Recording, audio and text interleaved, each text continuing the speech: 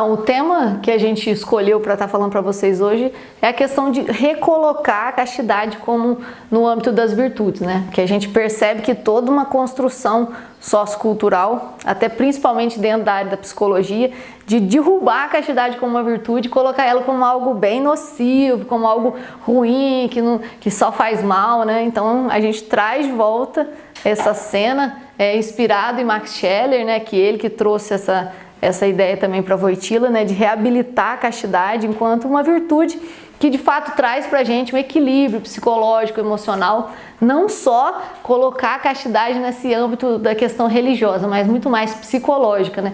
Mostrar para vocês os benefícios, né, e quanto ela é integradora dentro da nossa personalidade e dentro da psique humana, né?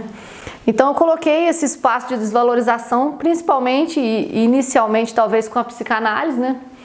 Não teria uma ordem de início, porque a revolução sexual e a psicanálise aí estão intimamente de mãos dadas, mas a gente pode pensar a psicanálise pelo sentido daquele conceito freudiano da repressão, né, como se a própria repressão da libido fosse o espaço da neurose, né? Então, durante muito tempo, os psicanalistas postulavam isso, e depois da revolução sexual se viu que tirou, né, aquele tabu, aquela questão da sexualidade, trouxe um liberalismo da sexualidade e a neurose aumentou mais ainda. Então a próprio crivo do tempo, essa teoria não superou o crivo do tempo, né? Ela provou que de fato a neurose não está relacionada simplesmente a isso, né? Não é que ela também não pode ter caráter de repressão de libido, que também pode ser, porque muitas vezes a gente pensa em castidade também como repressão, e aí já está tudo errado, né? Que a gente tem um senso comum distorcido, a gente tem uma ideia da castidade também, isso vai ser uma coisa que a gente vai tematizar aqui, colocar a clareza do que de fato é a castidade, né? Eu lembro de uma vez que fui falar de castidade, eu usei um livro de um neurologista americano que chama Os Homens Fazem Sexo, as Mulheres Fazem Amor. E na faculdade, uma colega conversando comigo, a gente conversando, falei, eu vou usar esse livro para falar de castidade. Ela olhou assim, me fulminou com o olhar, tipo, mas como assim? Não tem nada a ver uma coisa com a outra. Mas na verdade tem, né? A castidade em si, ela é a nossa capacidade de integrar todos esses aspectos, mas de uma forma muito mais humilde, de saber que nós somos limitados, que nós temos que crescer e educar nossos afetos para de fato construir uma personalidade forte, que tenha presença, que tenha de fato capacidade de amar, né? E o último aspecto que eu coloquei aqui, um feminismo e um machismo. Por quê?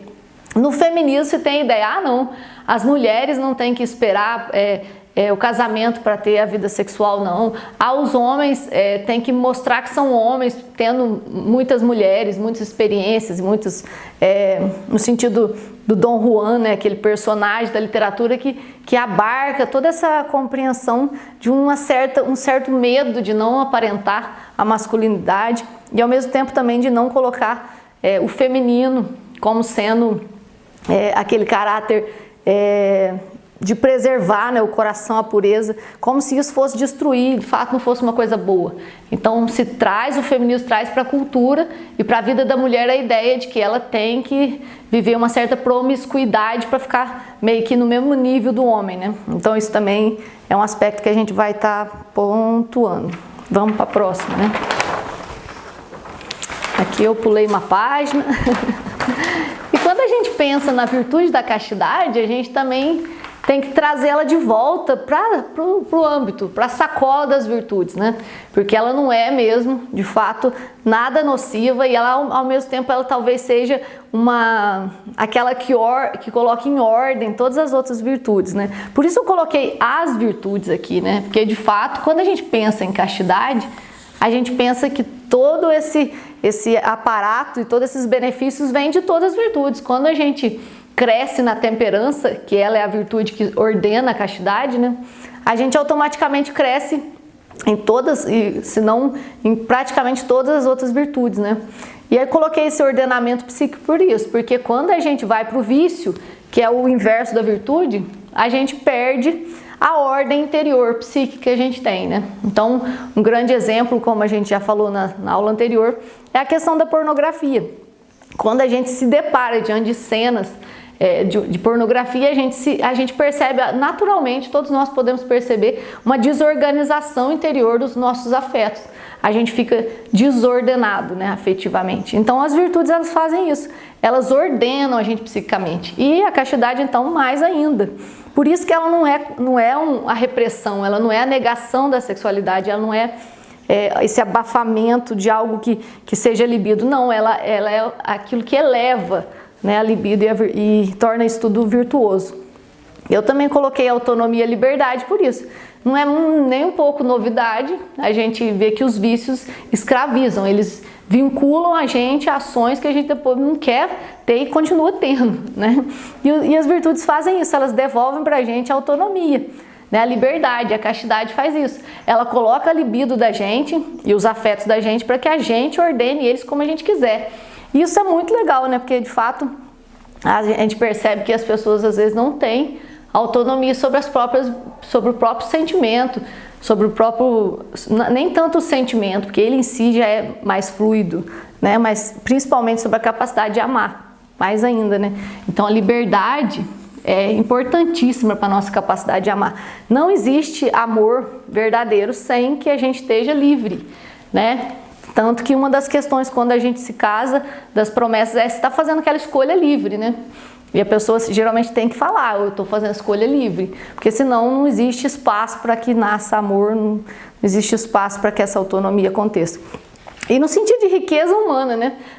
Uma pessoa virtuosa, ela é bem colocada no mercado de trabalho, qualquer emprego que é ela, né? Por quê? Porque ela desenvolve riqueza, ela desenvolve potencial, até mesmo no sentido no sentido desse potencial humano até para o trabalho, para todos os âmbitos da vida, né? A pessoa acaba enriquecendo, né? Eu vou até dar um foco aqui, porque de fato é uma riqueza humana, uma pessoa virtuosa, né? Quando a gente pensa também, por exemplo, do terapeuta, o psicólogo, ele precisa desenvolver virtudes, né? Não tem como ele não ter, por exemplo, vamos falar da virtude da castidade, a capacidade de ordenar os seus afetos, quando o outro está colocando aquelas questões afetivas e ele começa a misturar as questões dele com a do paciente, né? Dificilmente um psicólogo que não tem um ordenamento psíquico, um autodomínio, vai conseguir ser um bom terapeuta. Ele não vai conseguir ser um bom terapeuta, né? Um chefe não vai conseguir ser um bom chefe, né? E isso pode se levar para todas as profissões. Essa riqueza humana, ela parte da nossa capacidade de crescer nas virtudes. Claro que aqui a gente vai dar foco para a castidade, porque eu acho que ela é a que menos é valorizada, no sentido de não ter sido excluída um pouco desse âmbito, né? E ela também integra o eu. O que significa isso, né? Ela coloca toda a nossa questão. Quando a gente pensa em eu aqui, a gente pensa na psicologia num termo bem interessante que a gente chama de singularidade, né? Aquilo que torna eu mesmo, né? Um ser si mesmo. Então ele integra a gente na gente mesmo, ou seja, o que a gente age, como a gente sente, tem a ver com o que a gente é mesmo. E a gente não está levado por algo fora, a gente está empurrado por uma coisa muito mais animal, instintiva, não, né? O lobo occipital, essa região, né, que é mais animal, ela fica ordenada pela razão, que é a frontal, né? Nós vamos nos humanizando, integramos o eu. E outra coisa interessante nas virtudes, principalmente também na castidade, eu falei foco aqui, mas é o, né? É o foco no sentido da inteligência. Uma pessoa que tem ordenamento psíquico, tenha todos os seus afetos integrados, né? Vamos chamar isso de castidade para que vocês já entendam o que a gente está falando, tem muito mais foco para estudar e tem muito mais capacidade de desenvolver inteligência, né? Por quê? Porque toda a desordem afetiva altera a nossa atenção e concentração. Então, se a gente consegue se concentrar mais, se a gente consegue absorver o conteúdo mais, é porque interiormente aquelas gavetas da nossa alma estão todas no seu lugar, né? E quando elas saem do lugar, a gente percebe que naturalmente a gente não consegue tanto ler mais, a gente consegue estudar mais tanto, porque de fato não está tudo ordenado, né? E eu encerrando, que é o principal, que ele também se intercala em todas as outras, que é essa capacidade de amar, né? A gente pode querer amar, a gente pode prometer amar, a gente pode fazer 1000 promessas de fato de amor, mas se a gente não é senhor de si, a gente não dá o que não tem, né? Então, capacidade de amar é uma das coisas que principais, não da castidade, quanto de todas as outras virtudes. E aqui eu vou focar nela, né?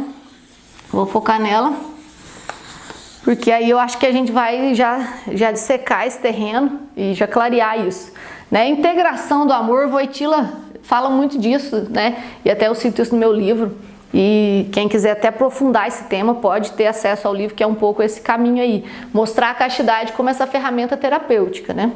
E a integração do amor é o quê? A castidade, ela não nega o eros, né? Ela não abafa o eros. Ela ordena o eros, eleva o eros. Ela também não nega o filia, né? Que é esse afeto de amigo. A gente só pode ser amigo de alguém quando a gente desprovém de interesse, né? A amizade, ela tá marcada por essa reciprocidade leve, né? Que é não ter interesse nenhum na pessoa. Isso é legal, porque a amizade só cresce nesse âmbito. E para isso é preciso de castidade, né? E ágape também, que é aquele amor mais generoso.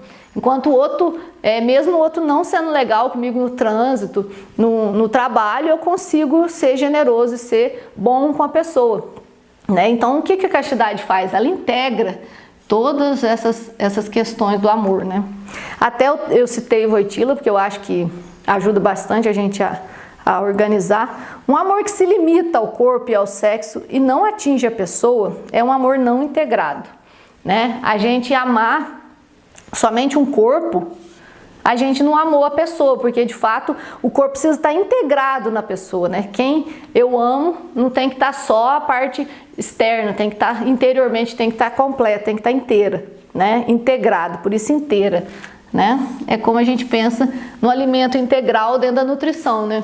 A gente come um arroz que não é integral, é óbvio, tirou dali todas as questões menos da digestão, vamos falar das fibras, ficou tudo, jogou tudo fora, né? Mas aqui não, a gente está falando de questões integrais, né? Mesmo sentido da nutrição, né? É mais difícil de digerir, mas também é mais saudável, né? E aí o conceito de sensualidade, por que eu peguei esse conceito? Porque ele não é ruim em si, ele está presente, 100% presente no amor eros. Mas ele não pode ficar parado só nisso, porque se o amor ele se direciona e perde todos esses outros aspectos e vai só pro eros, ele perde a pessoa, ele pega um aspecto da pessoa que não resume, né? Que não coloca a pessoa dentro do pacote, né? Então até coloquei aqui, o foco da sensualidade está nos sentidos. E ele não é ruim, é preciso ter a capacidade dos sentidos desenvolvida, mas ela tem um risco, principalmente no namoro, nos relacionamentos de início, a desviar o olhar da pessoa como um todo e a desviar o que a pessoa de fato é.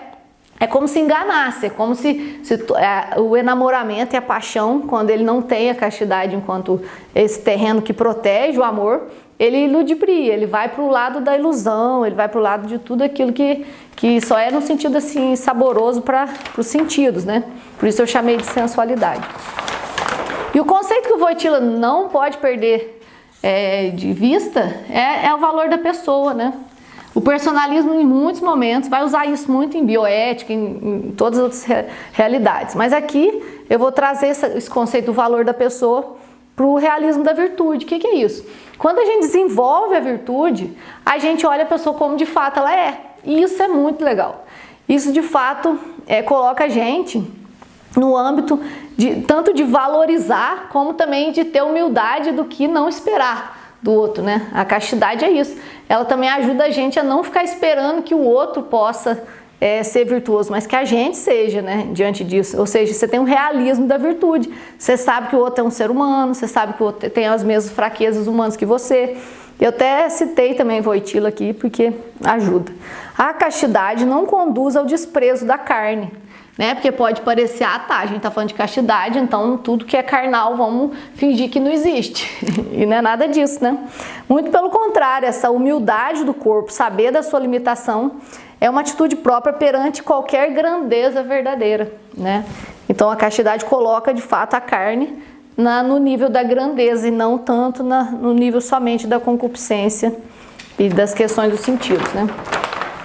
E a virtude como força, para a gente encerrar aqui, é bem importante, porque quando a gente pensa na castidade, a gente pode pensar, dizer um não à impureza, mas antes de dizer um não, é dizer um sim, Por quê? Porque ela está falando de uma força, né? A castidade não é uma fraqueza de não agir contra. Ao contrário, é agir para desenvolver essa virtude. Então, ela é uma força. Por isso, ela tem que nos elevar. Não existe castidade que deixe a pessoa para baixo. Não existe pessoa casta e virtuosa que não tenha alegria, que não tenha vigor, que não tenha... a gente pode até usar o termo que o João Muhammad fala, né? Que não tenha virilidade, né? Porque é isso, a castidade, ela potencializa a virilidade. E as virtudes também, elas são um potencial de força psíquica, elas não estão para baixo, né? Muito pelo contrário. O vício sim, o vício derruba, o vício puxa, o vício te segura de crescer, te segura de desenvolver. E as virtudes não. Se a castidade dentro desse âmbito está vivida de forma autêntica, correta, ela vai te elevar, né? Vai te enriquecer, que a gente até já falou anteriormente. E ela também não para nesse determinismo, ou seja, o que significa a castidade no sentido racional? Eu digo, eu não sou determinado a fazer o que todo mundo faz, né? Eu não sou um cachorro no cio, eu não sou, né? Quer dizer, eu sou um ser humano, eu não estou impulsionado por algo que me determina, ou seja, eu tenho a liberdade. Então, o termo determinismo aqui, no sentido antropológico, ele é muito profundo, mas aqui a gente só vai passar por cima para também não cansar vocês nesse sentido. Mas o determinismo é um termo muito importante para a antropologia filosófica personalista, né? Porque por muito tempo, e principalmente o desenvolvimento darwinista, essas ciências cartesianas, a psicanálise também principalmente, elas colocam o ser humano num determinismo, né? Como se ele não tivesse como não ter aquela atitude, né? E na verdade você percebe que não, que a natureza humana, quando bem desenvolvida, quando ela está elevada e está o caráter dela está dentro da virtude, ela não é determinista, né? Ela está aí nesse âmbito.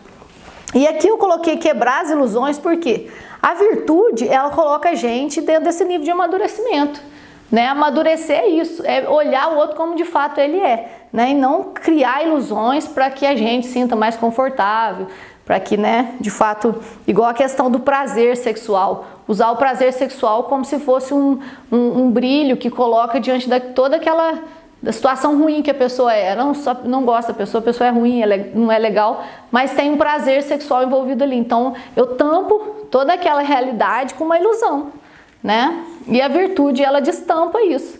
Ela traz pra gente um amadurecimento, a gente tem que encarar as realidades como elas de fato são, cada um de nós, né? E isso exige de nós esse amadurecimento. A consciência da concupiscência é bem esse quesito também. Porque no texto de Paulo isso fica muito claro, né? Paulo fala, eu faço, né, o mal que eu não quero e não faço o bem que eu quero. O que ele está falando é isso, que ele tem consciência da concupiscência dele, ele tem consciência que ele precisa crescer na virtude, porque se ele deixar, desce a ladeira, né? E eu coloquei aqui o crivo do tempo, porque isso é importantíssimo também para pensar na virtude da castidade.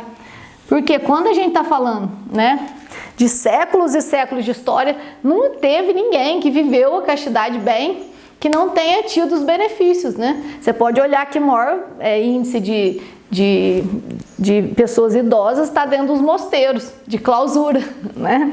Então, a gente percebe que o crivo do tempo, né? Não estou falando só da castidade enquanto celibatário, não. Castidade dentro de um âmbito também matrimonial. A castidade dentro dos solteiros, a castidade em todos os âmbitos, que ela é importantíssima para nos equilibrar. E é nesse sentido que a gente está falando, mais no sentido psíquico, né? Mas ela sempre passou pelo crivo do tempo, né? Por isso as virtudes morais, elas estão...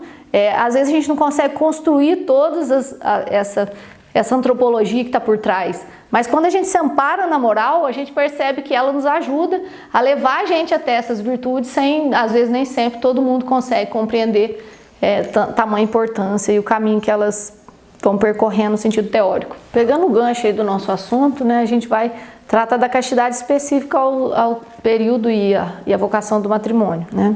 E nesse sentido, a gente pode perceber a ordem natural, né, do matrimônio é a eleição, né? Eleger alguém para amar, escolha, né? E isso tudo coloca a gente dentro dessa realidade, né? Ou seja, a vivência da castidade antes do matrimônio é até simples de entender, mas durante o matrimônio está intimamente ligado a isso, a fidelidade, né? A fidelidade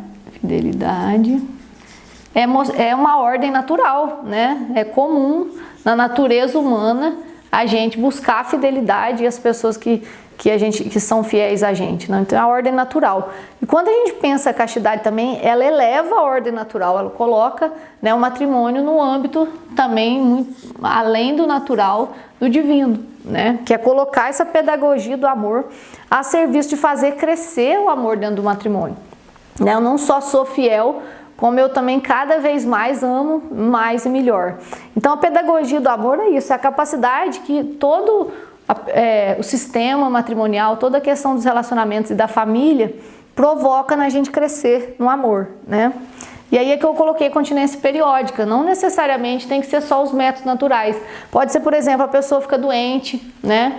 A pessoa passa por um período da vida dela que é preciso que o outro espere, aguarde. Então ele cresce, né, no egoísmo, ele cresce na capacidade, ou melhor, ele mata o egoísmo, né? E ele cresce na capacidade de amar.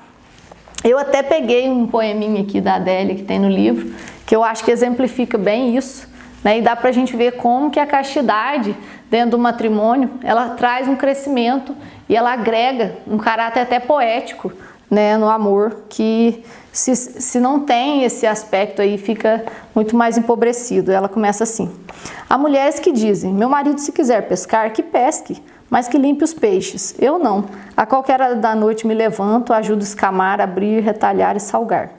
É tão bom só a gente sozinho na cozinha e de vez em quando os cotovelos se esbarram e ele fala coisas como: nossa, esse foi difícil.